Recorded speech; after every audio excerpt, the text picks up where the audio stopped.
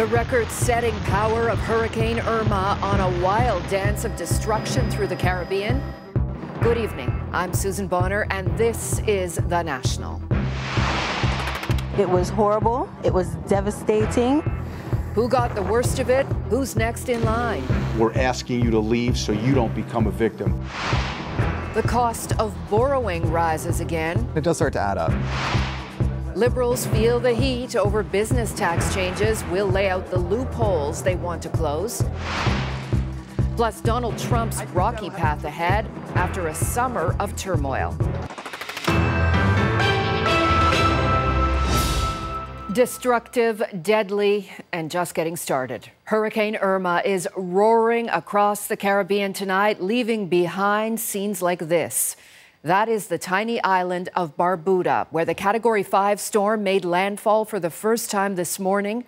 Irma then hit St. Martin before passing over the Virgin Islands, and it's now sideswiping Puerto Rico.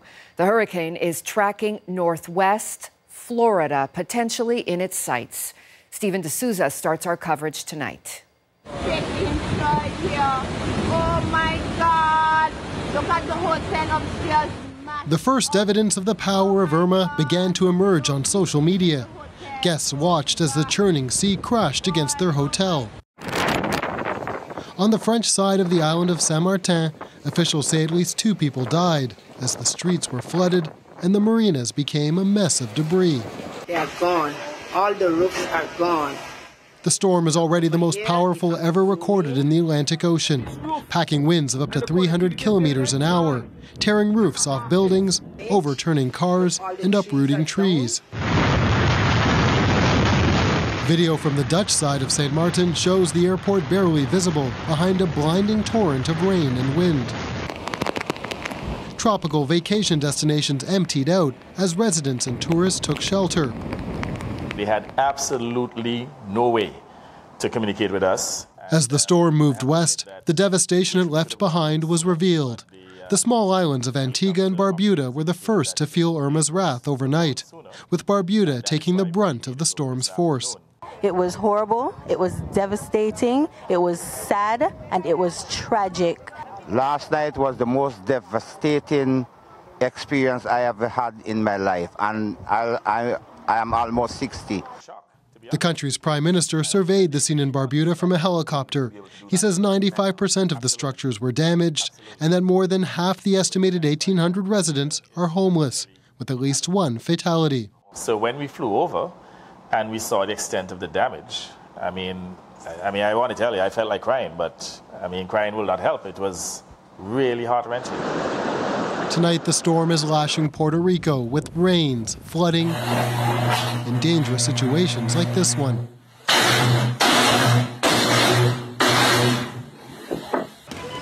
Meanwhile, the mainland U.S. is bracing for what Irma may bring its way.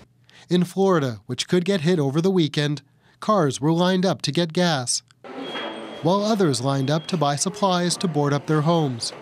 There were fuel and supply shortages in some areas as residents stocked up.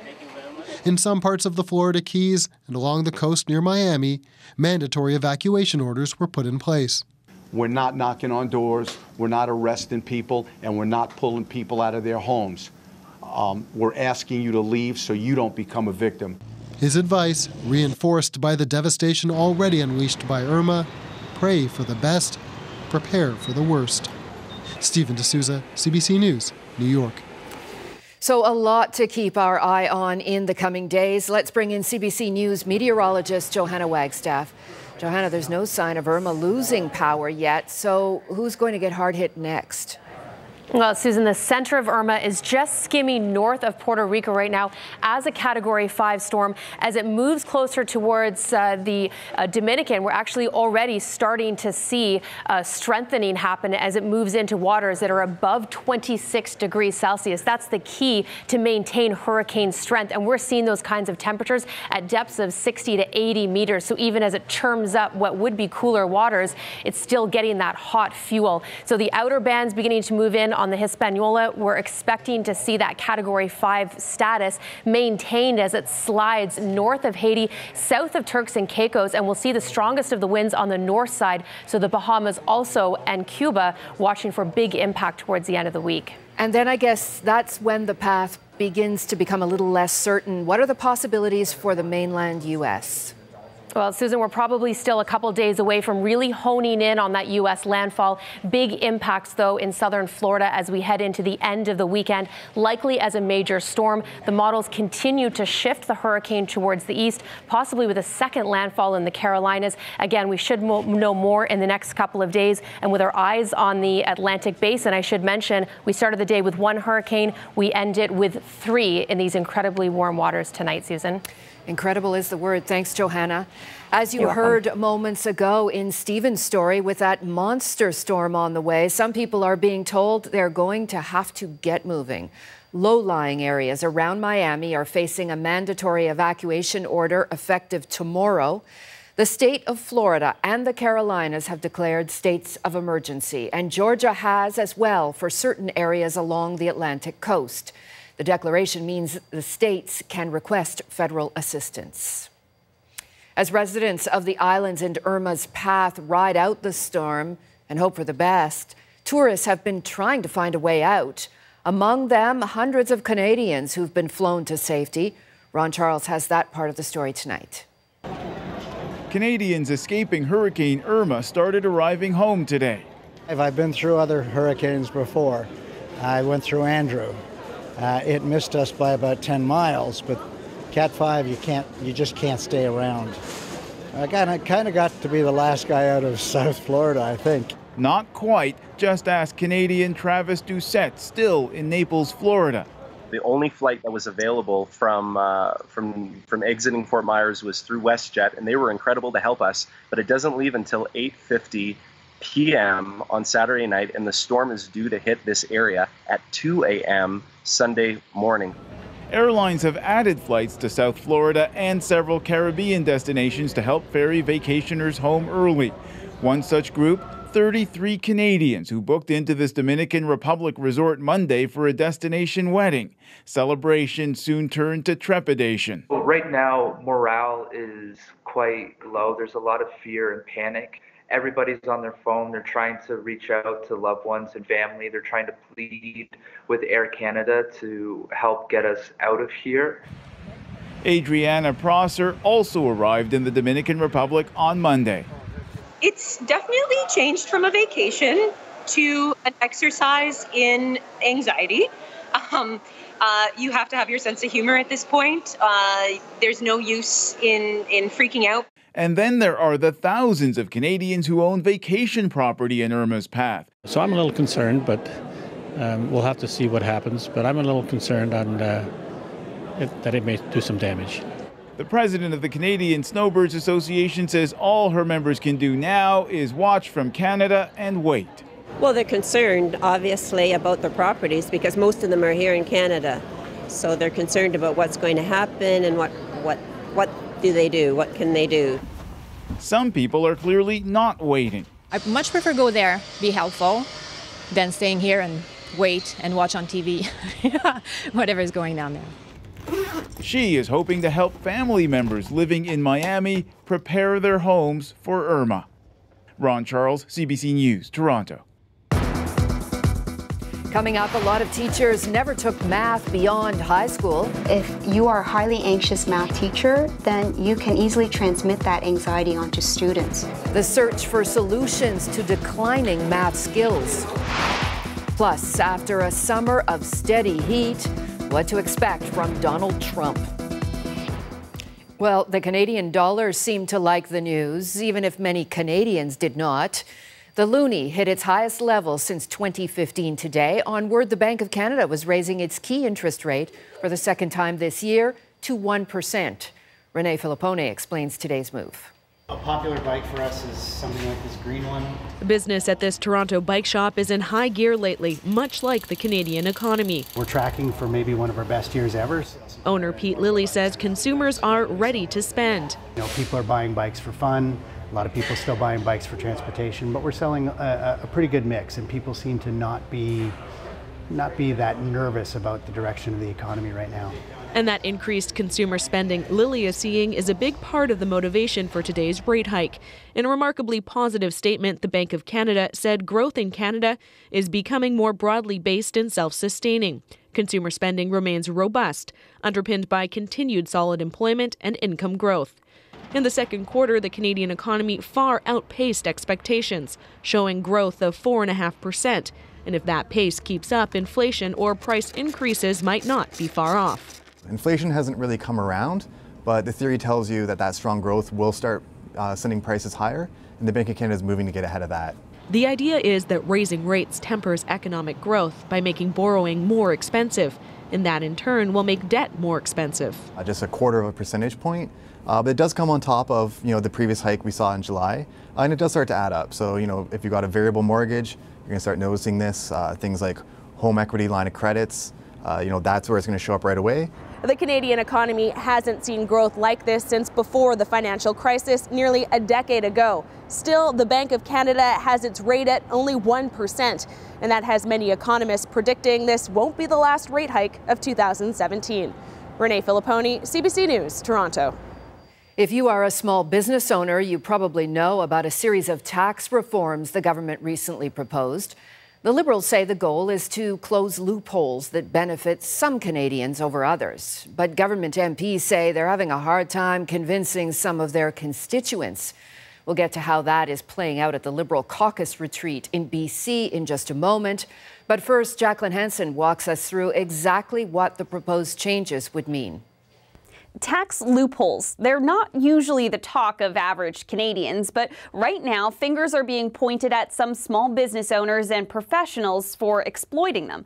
The federal government is proposing a crackdown, and it's firing up a heated debate about what helps business and what hurts. The income a small business makes is treated differently than that of the average Canadian worker. When regular employees make a high salary, they could be on the hook to pay an effective personal tax rate of 50% or even more, depending on which province they're in.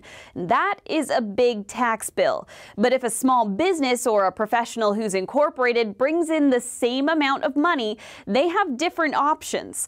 First of all, the corporate tax rate is much lower, typically around 10 to 15% in Canada, the lowest in the G7.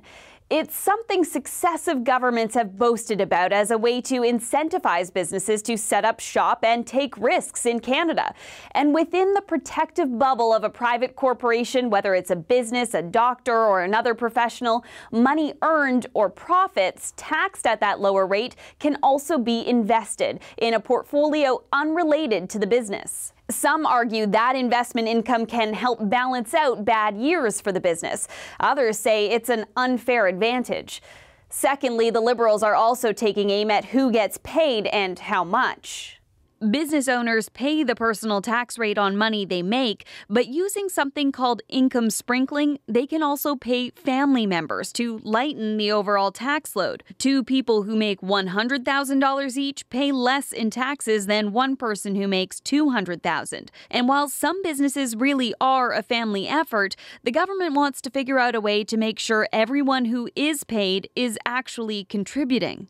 Lastly, other income a private corporation makes can be converted into capital gains, which benefits from a lower tax rate as well. What we're trying to do is make sure that people that are getting their income through a typical salary that they might be earning are not in a situation that's worse off than someone that might be able to use a private corporation to sprinkle income among family members or to turn regular income into capital gains. The finance minister's proposed changes are estimated to bring in hundreds of millions of dollars more in taxes. And while that could be good for government spending, and to some it supports the whole idea of fairness and equality in the tax code, others worry it could actually hurt the overall economy. If small businesses have less capital left over to invest in their companies, less money to pay their employees, and less incentive to be in Canada. Jacqueline Hansen, CBC News, Toronto.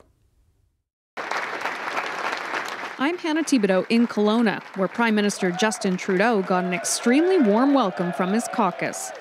Thank you, my friends. But behind closed doors, MPs were telling him about the chilly reception they've been receiving from constituents. over the government's proposal to eliminate certain tax advantages. They're saying that they're concerned that small business owners and professionals are being unfairly targeted. A Liberal inside the room told CBC News a lot of MPs stood up in caucus to air their concerns, and Finance Minister Bill Morneau took their questions for about 90 minutes. And smaller regional groups of MPs were given briefings from finance staff earlier in the day on how to best sell the tax changes to their constituents. I think we have some explaining to do. I think we have some maybe massaging of the policies that have been proposed to do to make sure that we have a fair system. Trudeau and Morneau seem to hear that message, signaling they are willing to be flexible. People who make $50,000 a year should not pay higher taxes than people who make $250,000 a year. We're always open to better ways to fix that problem, but we are going to fix that problem. As we move forward, we will certainly hear places where we need to make changes to the proposals. So the government is open to improving the controversial tax proposals, but firm that the reforms will happen. And while the finance minister says he wants to implement the changes quickly, a finance official says the government will also consider adjustments to the rollout. Hannah Thibodeau, CBC News, Kelowna. 6 young men in Nova Scotia were sentenced today for sharing intimate digital photos of 19 girls without their consent. The judge handed down conditional discharges, saying the teens had expressed remorse and accepted responsibility for their actions. The sentence means the teens must follow court-imposed conditions for 9 months. If they do, the convictions will not be registered. And the conditions include community service, attending counseling, not accessing pornography, and staying away from the victims. Straight ahead, when public schools fail to teach math, the solution takes more than just money.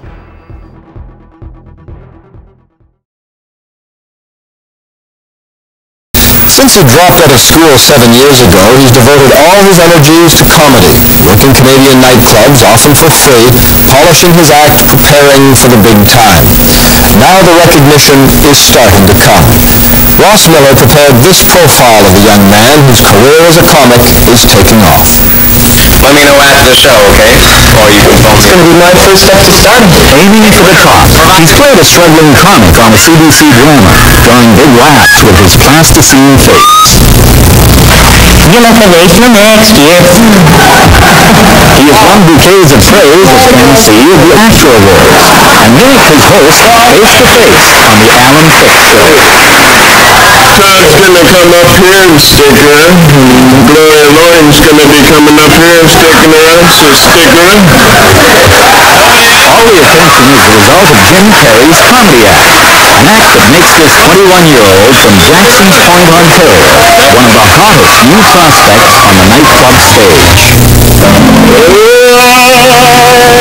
Jim's show may seem like spontaneous slapstick, the kind of rollicking fun close friends have at a party, but it's all based on constant work. In front of the ever-present mirror, Jim warms up like a gymnast. The energy switches on, and the face and body go into a series of rubbery contortions. A cartoon show with a cast of 110 characters. At the prestigious Comedy Store in Los Angeles, he's been receiving standing ovations. There are now offers for movies and television roles. And of course, there's money. At this nightclub alone, Jim will earn $10,000 for 1 week's work. 2 shows a night, 7 nights a week. Jim virtually lives in nightclubs. That's why it's such a weird job, and people say, well, it mustn't be that hard just getting up making people laugh. You just get up there, you're up there for an hour, and you're off for the night, you know? Because the thing is, it's like being a doctor. You're on call all the time. The government of Nunavut opened a beer and wine store in Iqaluit today amid some controversy. The city's last liquor store was shut down more than 40 years ago. 2 years ago, Iqaluit residents voted overwhelmingly in favor of the store, but many, including Justice Minister Paul Okalik, were strongly against it. In fact, Okalik resigned over it, saying he could not support it while the territory has no alcohol treatment center. The government argues the store will help reduce the harm of alcohol consumption because it will also carry lower alcohol beverages.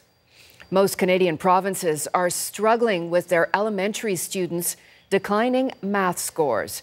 Today, Ontario announced it wants to rethink how it's teaching kids their number skills and possibly change the whole public school curriculum. Howard Gould has more on the math portion of the makeover. 9 fingers. I'm going to take away 7. 1, 2, 3, 4, 5, 6, 7. A couple of young students getting extra instruction after school in math. The private sessions necessary, their mother says, to be sure they stay on track. Math is part of every kind of learning, and so if you miss those fundamentals, then you're in trouble. There is concern in Ontario that math is a problem public schools can't solve. Last year, the province pumped an extra $60 million into the education system for what it called a renewed math strategy. But test results released recently show still only half of grade 6 students met the provincial standard, and scores for grade 3 students actually dropped. We know that math and the subject of math is so important in terms of choices for careers later on. The Ontario government promised today a complete curriculum overhaul with special attention paid to math, sweeping consultations to try to figure out what's going wrong. Yes, we need to look at math and we need to make sure that all the supports are there. We need critical thinkers in mathematics, and if we don't have it, then we're going to stagnate and not be able to compete in a global society. Mary Reid researches how math is taught. It may be, she says, that Ontario is trying to teach too much on the topic, overwhelming students, with math teachers who could use much more instruction on how to teach the subject. We can't really pinpoint one problem, and it's not like a overnight solution. So through our assessments, we're able to really drill down and find out where their strengths are. No matter what, Kate Murray believes her math tutoring business will still be needed. She's even expanding, expecting to work with a record number of students this year. We make math make sense to kids, and we've got math experts, and their focus is on how to teach math best to kids in a way that engages them. What makes sense for the Ontario school system won't be known for some time. The province is promising consultations and a full review before a new math strategy is revealed. Howard Gould, CBC News, Toronto. U.S. intelligence agencies and cybersecurity analysts have long said Russia ran an online campaign to influence the last U.S. election. Today, social media giant Facebook confirmed it. The company's chief security officer identified 470 inauthentic accounts tied to Russia. From the start of the campaign, they were responsible for at least $100,000 worth of ad buys. He said the ads appeared to focus on amplifying divisive social and political messages across the ideological spectrum.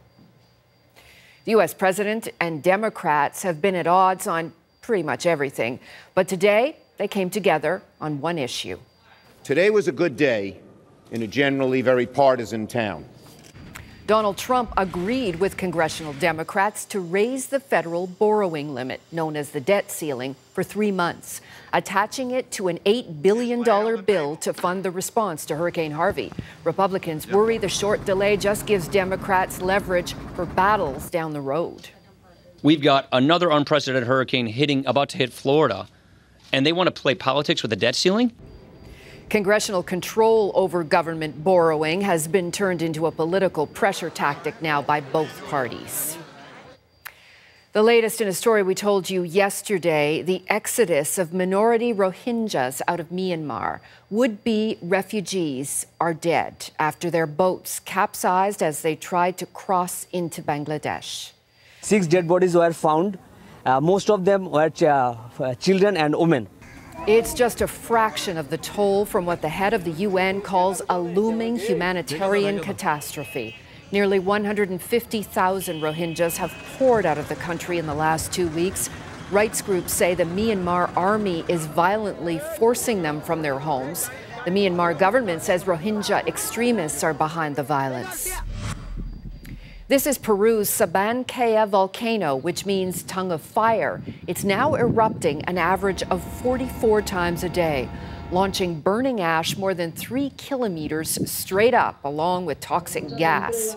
Authorities are distributing supplies, including goggles and face masks, to those in the area. Police in Texas released this video of a recent arrest for shoplifting. The suspect is seen slipping out of her handcuffs and attempting a reckless, let's face it, poorly planned getaway. God dang! Hey! God. After leading police on a 23-minute high-speed chase, police used a maneuver to push her off the road. The video then shows police installing a partition on the vehicle window with the hashtag #FoolMeOnce. Coming up, how can Donald Trump hit reset after a summer of pandemonium? They will be met with fire and fury. There was lots of talk, not much action, and plenty of attrition. We'll get perspective on what happens next. Plus, the Canadian teacher honored on the world stage. She has big plans for her $1 million prize. Let's check the day's business numbers. The TSX edged down 30 points. The Canadian dollar reached its highest level in 2 years. In New York, the Dow gained 54 points and the price of oil increased 50 cents a barrel.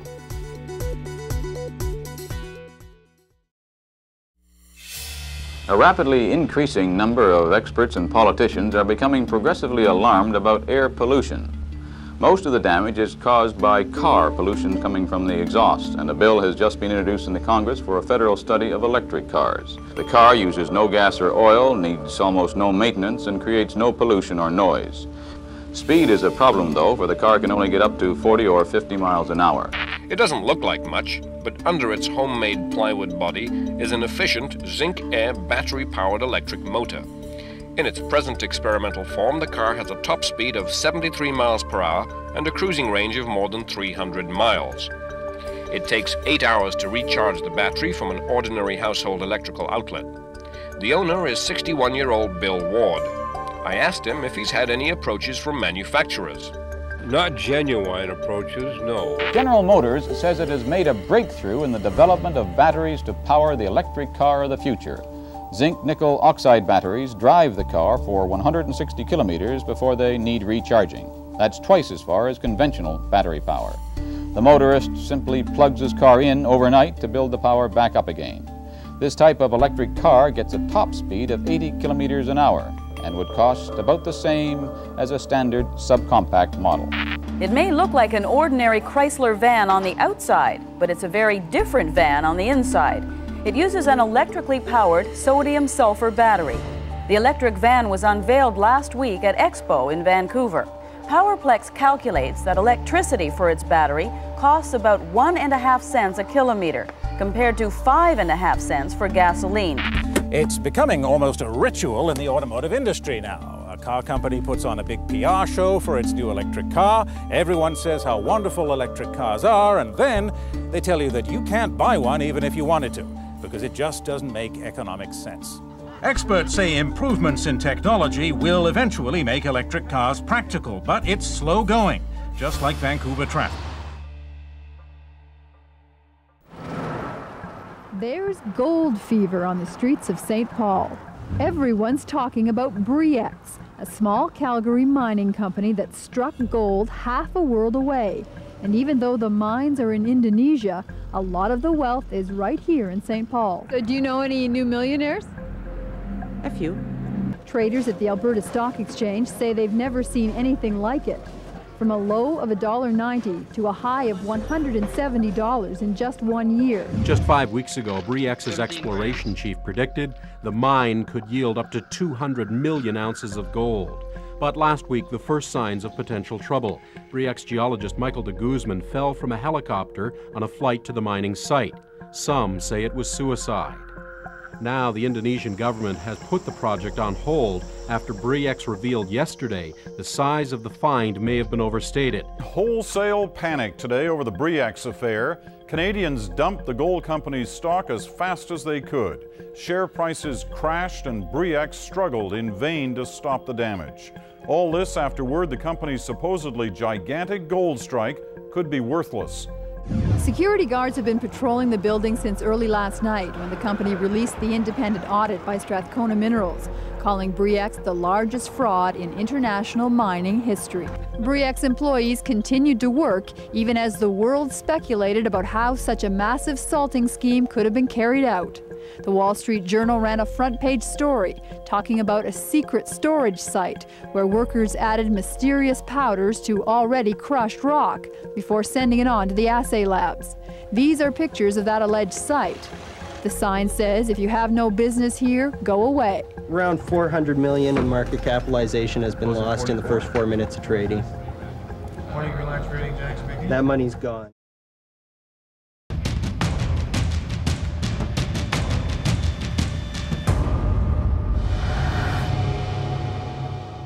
Here's a thought. You may not be powerful or rich, but chances are you had a better summer than Donald Trump. In a moment, we'll hear from White House correspondents at major U.S. newspapers to get a handle on his challenges going forward. But first, let's get up to speed on those long, hot months of crisis. If the summer of 2017 winds up with its own moniker, it could well be the summer of Trump. If you missed just one day, you missed a lot. That's the way it is. Donald Trump managed to make himself the story nearly every day as major significant news unfolded around him. Why did you fire Director Comey? The ball started rolling on Russia in May when Trump unceremoniously fired the head of the FBI, James Comey. Very simply, he was not doing a good job. Word was he was trying to widen the investigation into Russian meddling in the 2016 campaign, start looking into Trump's business connections. Trump didn't like it. Comey was gracious. I have long believed that a president can fire an FBI director for any reason or for no reason at all. I'm not going to spend time on the decision or the way it was executed. I hope you won't either. Trump said he fired Comey at the recommendation of his attorney general, but soon changed his tune. I was going to fire Comey. My decision. It was not. You had made the decision before they came in. I was going to fire Comey. That move kicked off months of revelations, White House leaks, and surprising admissions on the Russia file. Among them, Trump revealed highly classified information to the Russian foreign minister and ambassador. After weeks of negative news coverage over the Comey firing, even speculation about whether it was an impeachable move, Donald Trump Jr. gave an interview. One assumes his goal was to help his father. Instead, he wound up confirming Comey's version of events. Hey, I hope this happens, but you got to do your job. That's what he told Comey. Saying his father had indeed told Comey in private that he hoped Comey would stop the agency's investigation of his national security advisor, Michael Flynn, a major conflict of interest by Trump. A month later, Donald Jr. was at it again, releasing emails showing he welcomed the help of a Russian government attorney in derailing the Clinton campaign. Russia's ambassador, Sergei Kislyak, reported to his bosses in Moscow that he talked about the 2016 Republican campaign with Jeff Sessions, now the U.S. Attorney General, something Sessions had denied under oath. Let me state this clearly, colleagues. I have never met with or had any conversation with any Russians or any foreign officials concerning any type of interference with any campaign or election in the United States. The Justice Department's special counsel, Robert Mueller, impaneled a grand jury to investigate the alleged Russian interference. In the coming weeks, Manafort, Kushner, and Donald Jr. are expected to be summoned for questioning. Okay. I don't really think it is having any effect at all on Trump supporters, at least not the core of his supporters. For the most part, Americans don't care a lot about the rest of the world unless it's actually impinging on them. And I think the complexities of this kind of intervention in the election have so far eluded them. Trump's summer war of words with North Korea began after Pyongyang boasted on July 4th of all dates it successfully test-launched a nuclear-capable intercontinental ballistic missile that could reach the continental U.S. 3 weeks later, it tested a second one. Trump responded in typical Trump fashion. We'll handle North Korea. We're going to be able to handle them. They'll be it will be handled. But the vague platitudes did not last. North Korea best not make any more threats to the United States. They will be met with fire and fury like the world has never seen.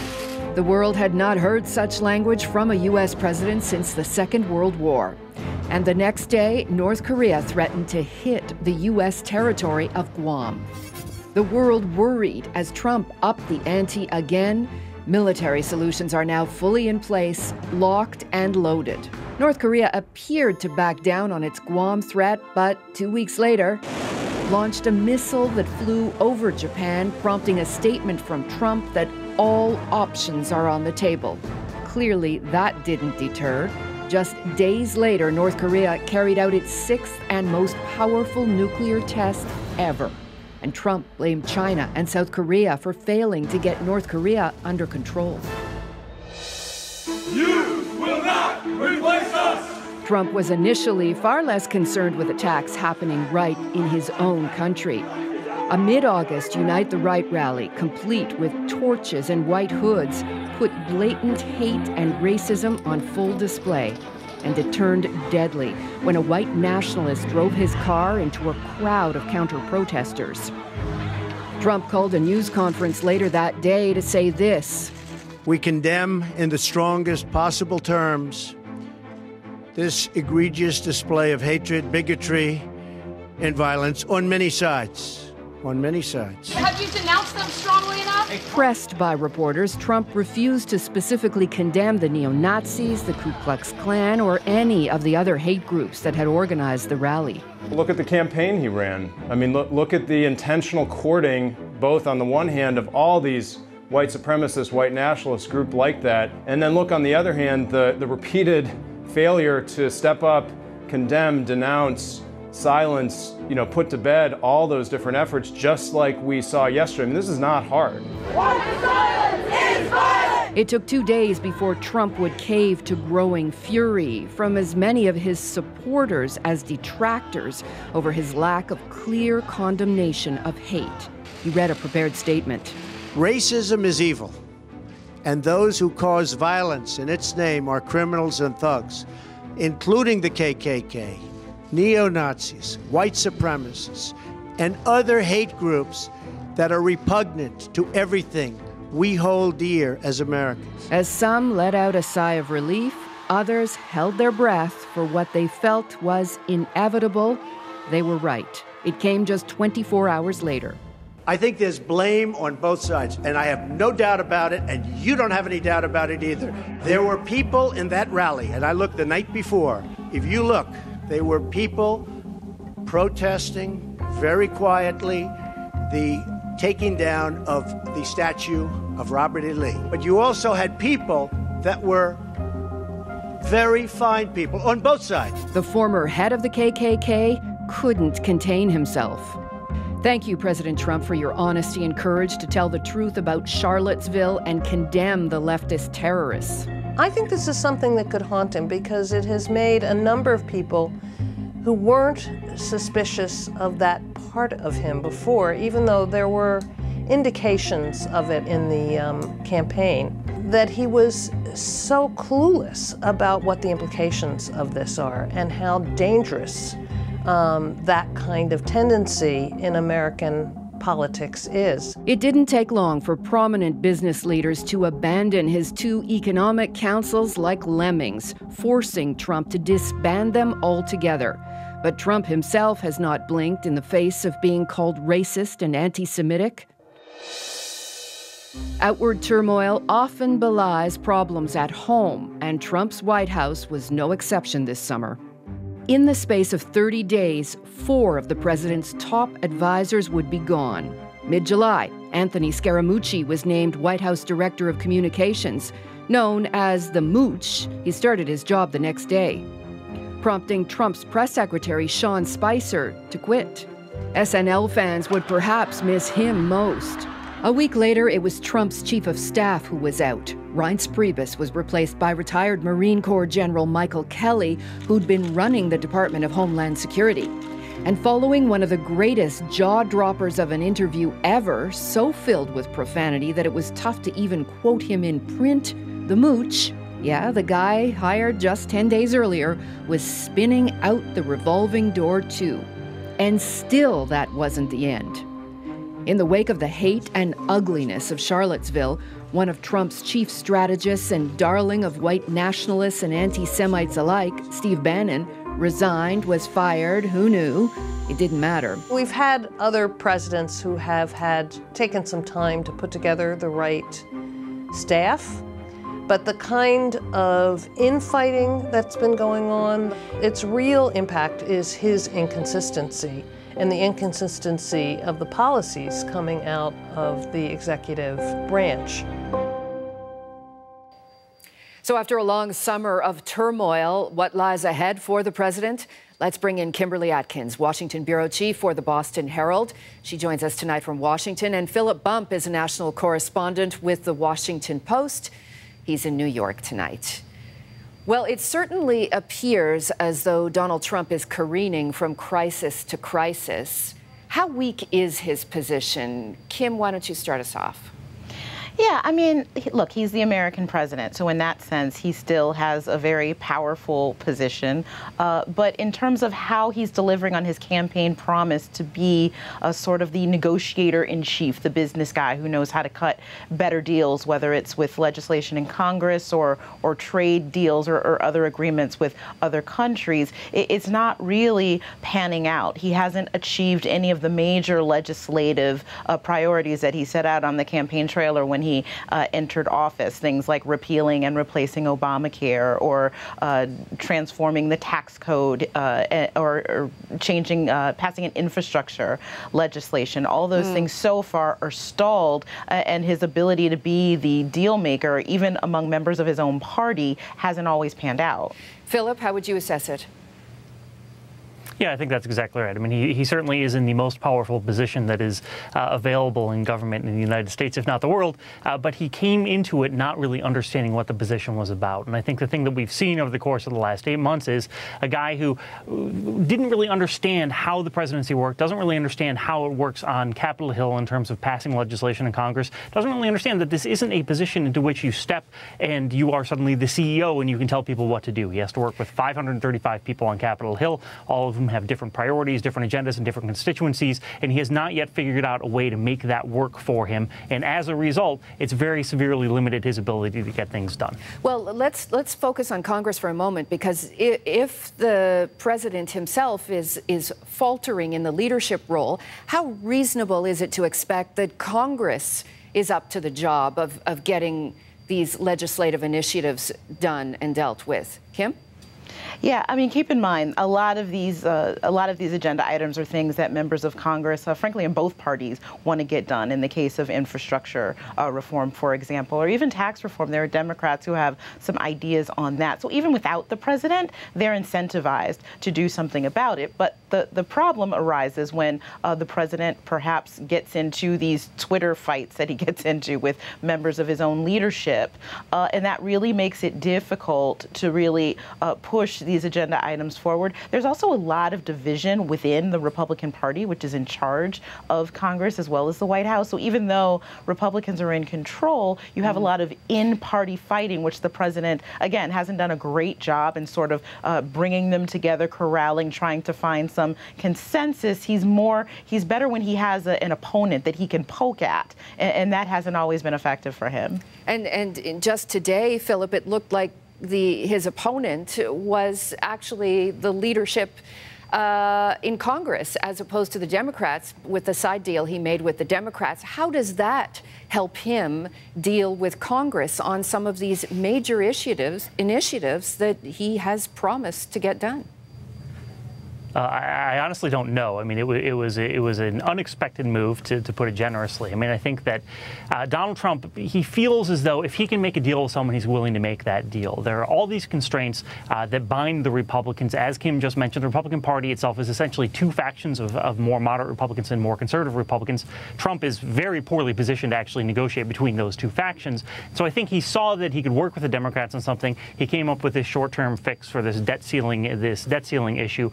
But it doesn't really suggest to me over the long term that he's going to be able to work with the Democrats moving forward. First of all, the Democrats are a minority, but second of all, the Democrats have a base which hates Donald Trump with a passion. And so to the extent that Democrats work with Donald Trump, that's not going to do them any good politically. So I think this may be sort of a one-off of Donald Trump trying to get a win under his belt, but it's hard to predict where it goes from here. Well, let's move to the international stage and talk about how the president deals with the latest international crisis that has captivated attention around the world, the crisis with North Korea. Kim, what position is the U.S. president in to negotiate with North Korea to get North Korea contained or to freeze its nuclear ambitions? How is that in your assessment? Yeah, I mean, this is tough. This is tough for any U.S. president to try to deal with North Korea. Every expert I talk to says that diplomacy really is the only way, even though that's not a surefire solution. There isn't a military solution here that won't have catastrophic results.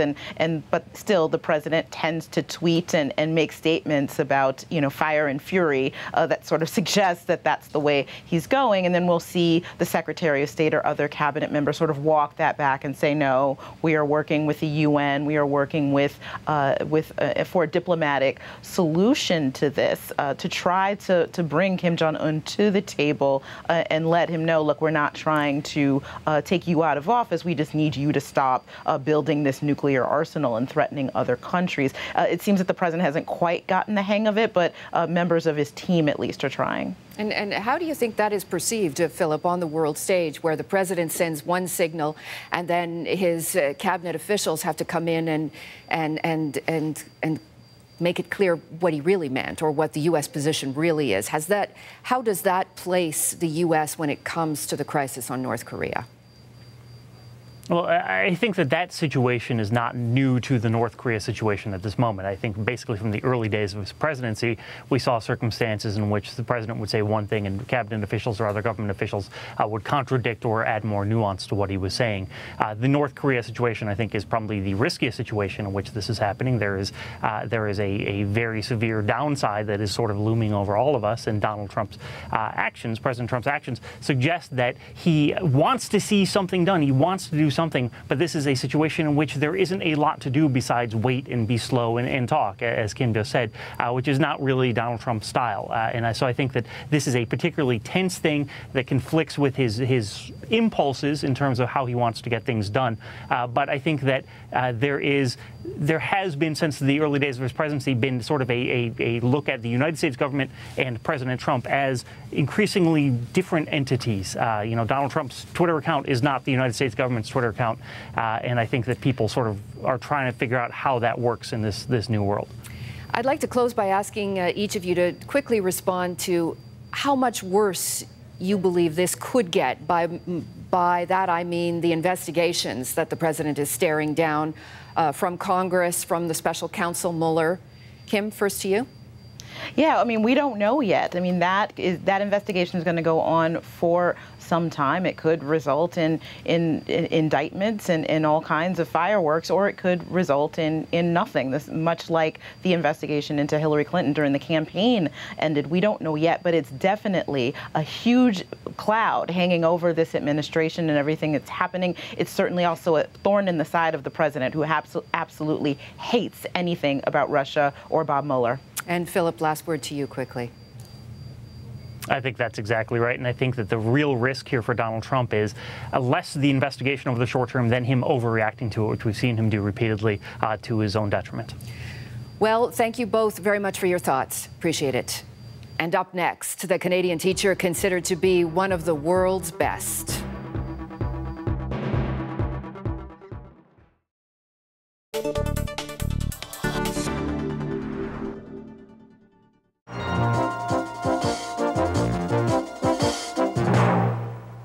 Celine Dion. She's a big star in France and in her home province of Quebec. She isn't known at all in English Canada, but the young singer could change all that soon. Whoa, memory blue. Critics in France and Quebec have called her extraordinary, exceptional, a new international star. What amazes them is her voice and her age. Celine Dion is 15. Memory blue.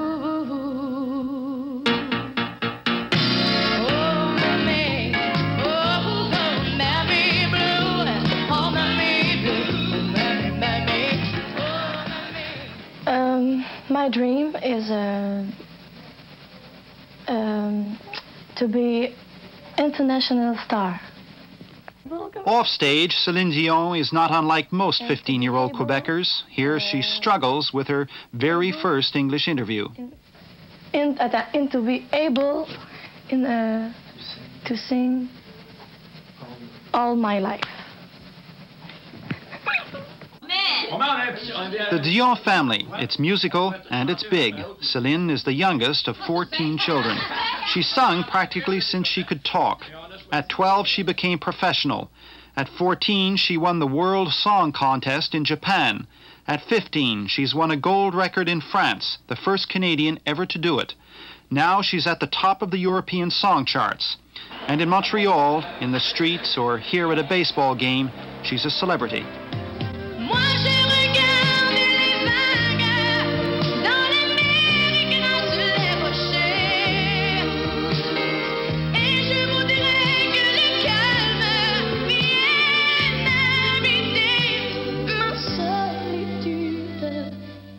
So in Quebec and Europe, she's a star.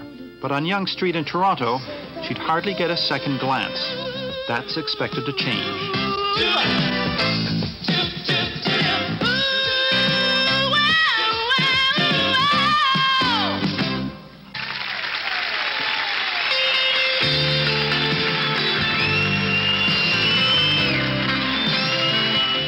Tom Kennedy, CBC News, Montreal.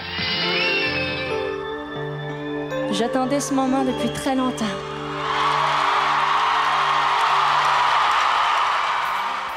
I've waited a long time for this, says Celine Dion, the reigning pop diva, at a rare hometown performance in Montreal. But Montreal is not home for Dion anymore. She's nowhere long enough to unpack her bags. Every moment is given over to the business of selling Celine Dion. Ironically, the stage is her only sanctuary.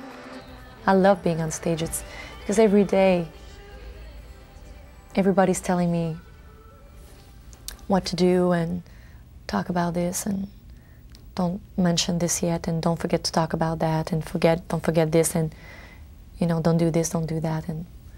But on stage, nobody has the guts to come on stage and tell me what to do. 'Cause I'm your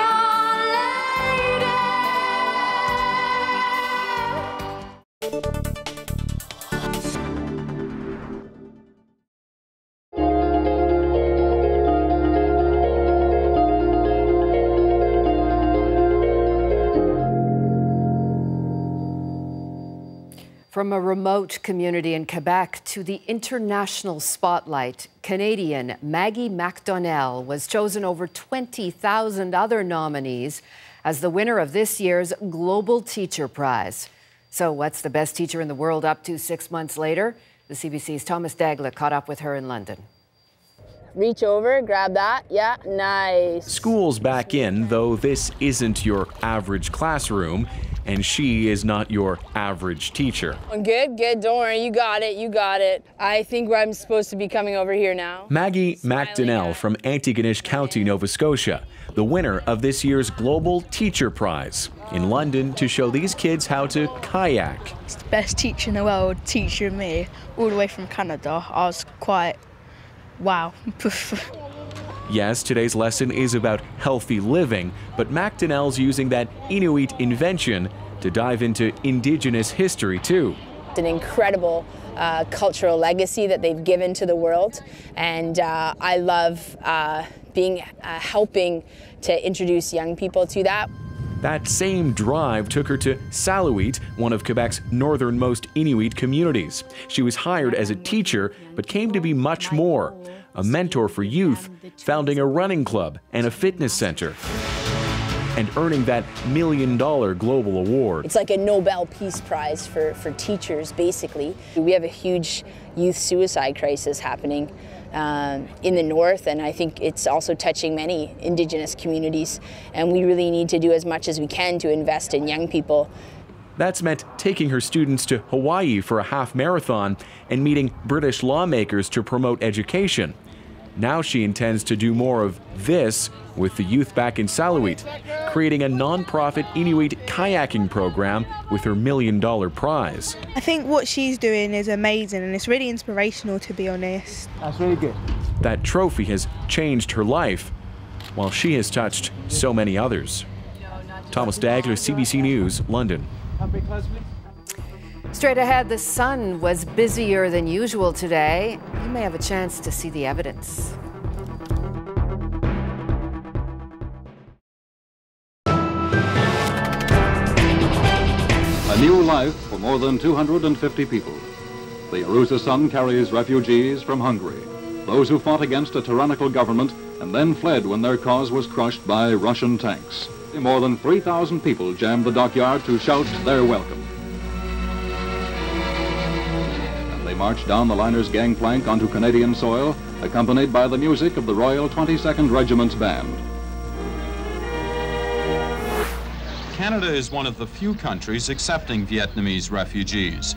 Under our present quota, by the end of the year, we will have taken 2,000 from Hong Kong. For the past 6 months, it's been up to a dedicated 22-year-old Montrealer, Scott Mullen, to decide who gets in and who doesn't. Okay, we will accept his application to go to Canada. How do you know they can adapt to Canada? Well, if somebody can sail across the South China Sea and spend 2 months on sea, a few months here in a camp situation like this, I think they'll be able to adapt reasonably well. Noontime, and the would-be refugees are allowed outside for an hour. When the hour is up, they go back, single file, into the stuffy gymnasium that is their home. The Canadian government hasn't had to publicly explain why it's detaining these people for so long, except to say that it doesn't yet know for sure who they really are or whether they'll show up for their immigration hearings. All of the other illegal immigrants that have come here, they haven't been treated that way. The turbans and beards are a great influence. Members of the local Sikh community are upset with the way the government and the way the Canadian public has reacted to this latest boatload of people. This is the image that stands out most in people's minds. I think they should ship them all back where they come from. Canada will give political asylum to 26,000 Yugoslavian refugees. While it's welcome news, refugee advocates say the Canadian government is playing a dangerous double standard. They say refugees from Somalia should get the same treatment as those from Yugoslavia. As we know, the civil war and also the famine has displaced millions of people. Yesterday, Somalis protested outside of immigration offices calling for fair treatment. But Somalia is more than Sarajevo. So if they don't give it down to Somalia... Different language, different culture, different lives. You can see the strain on so many faces. Crammed into a gymnasium, the refugees listen to the Prime Minister explain he hopes they can one day return to their homeland if they choose. And I'm sure that you can feel at home among us.